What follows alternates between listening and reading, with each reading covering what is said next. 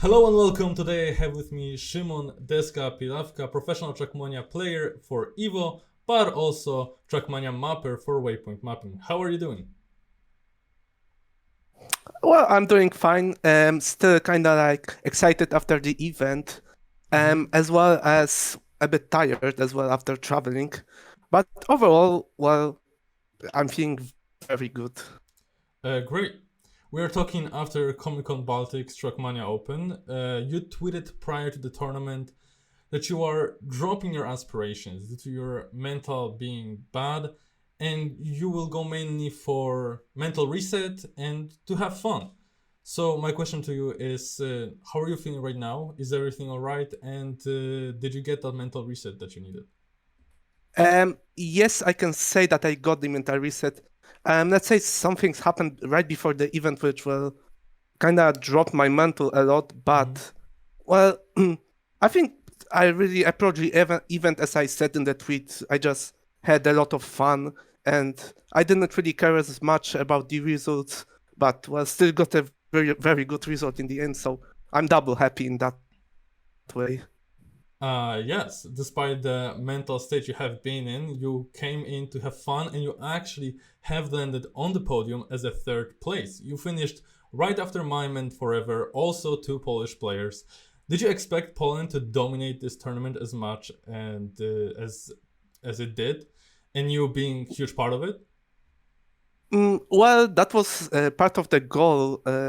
We had the goal with My Man hmm Forever that we would reach the top three as like, yeah, we would occupy the top three. Well, to be fair, more or less I expected maybe two Polish players and two Lithuanian players in the hmm final. But well, it's a positive surprise then if we get three Poles and one Lithuanian. Also, as we ask, well, for Poles it's good, maybe for Lithuanians not so good. hmm I'm curious, does that mean anything to you? I mean, representing Poland on stage, online, and in the community, does it make you like proud that Poland did that well in the tournament, or is it something that you don't really think about? Mm, well, I think I'm more proud that maybe I got to like reach the goals with my friend Mm-hmm. rather than reaching like national goals, if Mm-hmm. that makes sense. Okay, because Well, to be honest, it's a difficult question. Maybe you can guide me a bit. so maybe like this. I, as a viewer, I am huge sucker for like national success when Polish people just achieve some great feats. Like for example, Jankos with G2 in 2019 won MSI in League of Legends. I was like tearing up, and I, as a viewer, are you like similar? Do you care for like Polish successes and things as such? I think I would rather cheer, let's say, for my friends or people who I admire rather than, let's say, nationality. But it just turns out that many of those people are actually Polish. So, Mm-hmm. um, but I think actually, yeah, as I said before, uh, I think I would rather like cheer for my friends or rather like someone who I just admire than looking at their nationality. Okay, that's very fair approach to it. That was also your first LAN event. How would you compare Mhm. competing in your own home then to the live stage at Comic Con? Mm, Also, I would also compare to the on Saturday we didn't play on stage, but we played on like a Mm-hmm. booth. Um, well, I would say also one of the skills which is I've never got to like experience that is also adapting to the environment. Mm-hmm. And well, I think it's something that also really mattered in the end in the results, adapting to the new environment. And well, it's also a nice thought that well, literally everyone had the same chance because everyone Mm-hmm. had the same setups, and well, it's something that you don't have all the time, but it was there. Mm-hmm. And and as I said, adapting was very important. I would say Yeah. even. because the environment was very different, right? Because for example, there were some unusual circumstances to deal with, especially on the first day. As viewers, we could hear loud drone racing noises from the background somewhere in the distance, but it was very, very noticeable. Did that make was it distracting for players that make competing less enjoyable? Well, players really complain about it, but personally, I was just too focused on the game. I didn't really care about it. So it wasn't harder to focus on the game because of it. No, it was an annoyance, but I don't think it mattered that much, at least for me. Were there also other unusual things happening? Well, there was one problem with headphones during the first day,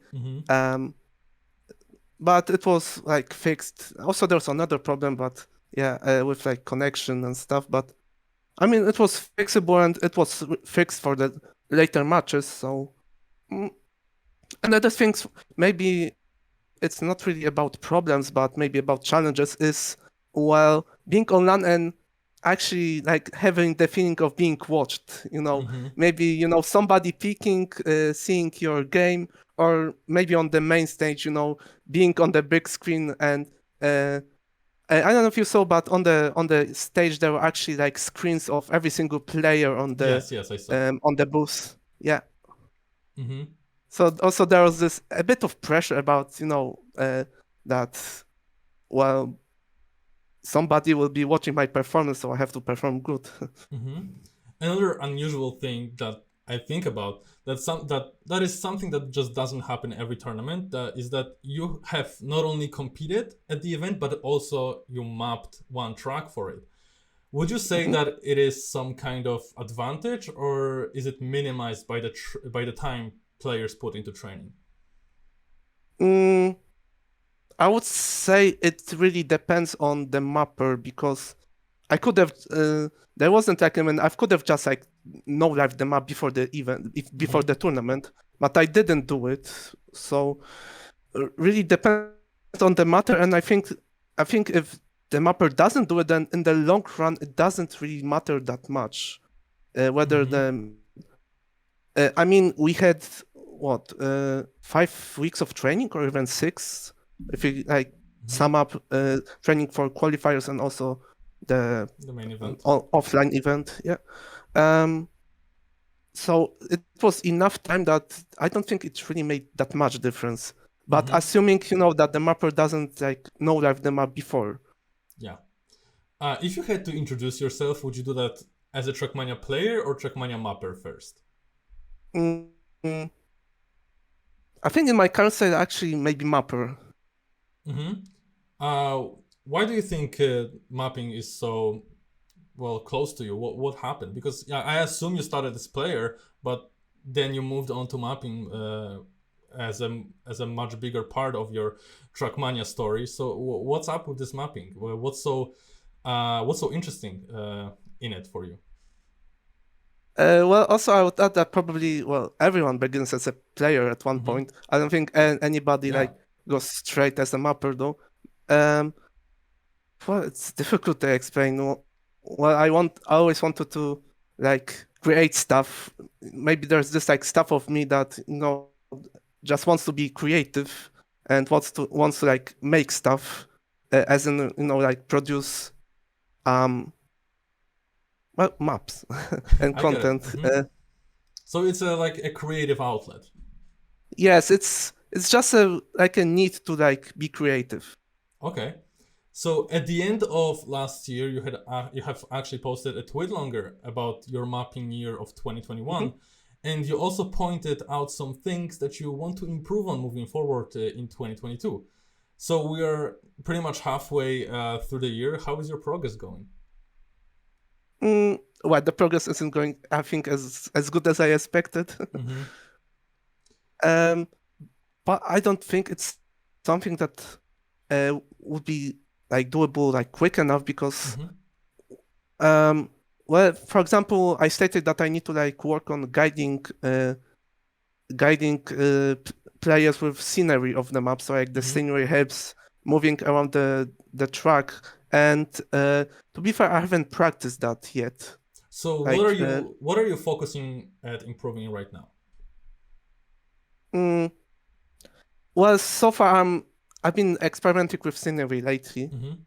a bit, also like trying custom sceneries as well, which is something that I didn't really do much. Made like maybe two maps, which was like a mix of like normal scenery, like let's say traditional scenery um and a custom one. But I haven't really like gone with the hype, let's say, of custom sceneries yet. So that's maybe Mm-hmm. something that I'm trying right now. Okay, then good luck with your progress going forward, and thank you for the interview. Do you have any short message to the fans and the viewers? Well, I would really like to thank for the support on the event in the DMs as well to everyone who was messaging me, as well as I would say like I wanted to say that people were amazing at the event. Just meeting them in person and just having a good time. It was great. Great. And to all the viewers, all the link to Deska's socials will be in the description. Thank you very much for watching. If you enjoyed, I invite you to leave a like and subscribe for more interviews in the future. Thank you.